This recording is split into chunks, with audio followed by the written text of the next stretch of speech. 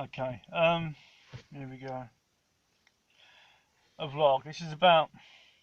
I'm gonna start doing a scrapbook of different articles in papers and stuff like that, and where they see the situation of data and all that, and tech venture and all that. Yeah, because they're miles off the pace, miles, decades off the pace, right? Um, it's my cup of tea. So I buy tech venture website addresses and that sort of thing, based on visions and ideas, tech concepts and stuff that I have. Yeah, I'm not trying them, just guess where I think the internet is going and where it eventually will go. It is a bit hot. How's that? It's not the great view, but probably better than. Yeah. Right. So Facebook plans to encrypt all messages, right? But it's almost been fined into doing so, because if it breaches data, it'll get fined, right? And like anyone else, yeah, if you keep getting fined, you keep getting fined. It's like getting a parking ticket, right? Yeah. If you keep getting a parking ticket, you ain't gonna keep parking in the same place, are you? So if Facebook gets data breaches, the UK is going to fine it, and it's now gone down the route, right? If which is effectively said, well, you're going to keep fining us, we'll do this. But the problem is, it's based in America, so it's not governed by UK rules, right? So it can do pretty much what it likes. And the problem is that by encrypting all data, and there's about a quarter of a billion. So there's 2.3 billion, and the total amount of people in the world is about 6.5, 7 billion, whatever it is, 7.5 billion, something like that. But so it effectively has a quarter of the world's population that it will protect the data from. The problem is that because it's based in America, it doesn't have to have a back door that can be accessed so that the data can be accessed.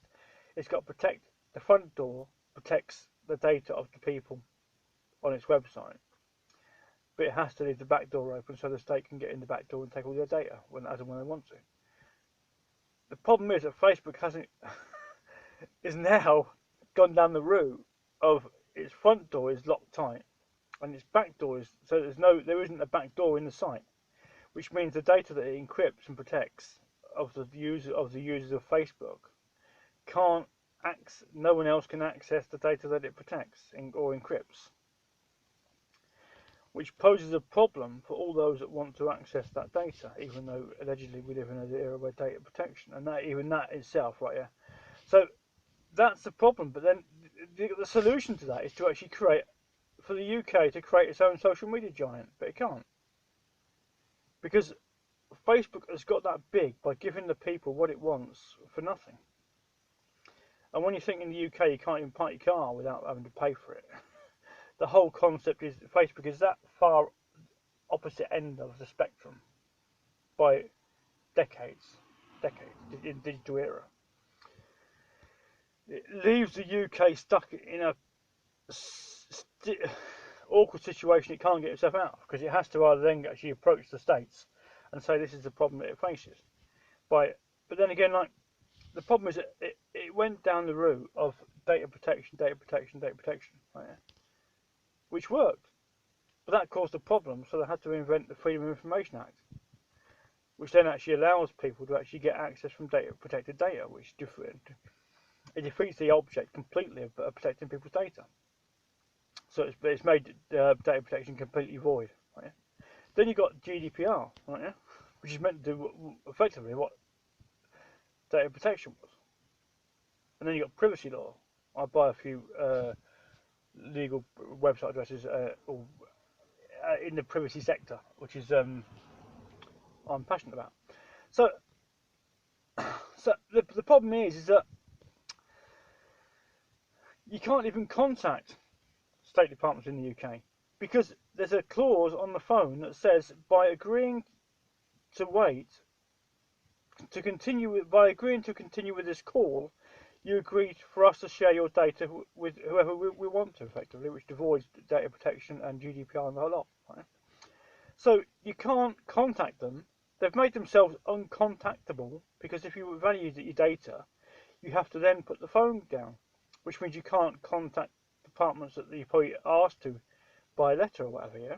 Because you can't, because you've got by to actually continuing with the call, you've agreed to share have your data shared, and you don't want your data shared, so you've got to put the phone down, haven't you? Right. And the same clause exists on the website, which means you can't contact any of the departments if you don't want your data shared. So they've made themselves, by having the clause on the website and the clause on the phone, the UK has actually made its state departments uncontactable. How many degrees did it take to be that silly? So the public have to contact you, but it's a conditional that you share their data if they do. And that's where we are. And then they can't have a social media giant based in the UK, which at some point, which is why Amazon is closely now with Deliveroo. Amazon will have to take Deliveroo out of the UK and have to pay many billions, 10, 20, 30, 40 billion dollars for Deliveroo, to take it out of the UK and have it based in the States. Because it will cost Deliveroo too much to stay in the UK. Because tech venture thrives in the States, and it doesn't in the UK. It can't in the UK. You have to, and then you've got the advertising funding method, which works, but the UK can't use it. It can't use the advertising funding method, and the whole thing is all data linked. Facebook has all the data, which means it has all the, and it will always have enough data, because it redistributes wealth by giving back advertising dollars to the content providers globally, anywhere in the world, which redistributes and creates a more, what's it? It gives people ad dollars anywhere in the world, dollar currency, which gives them better quality of life. That's why it's so powerful.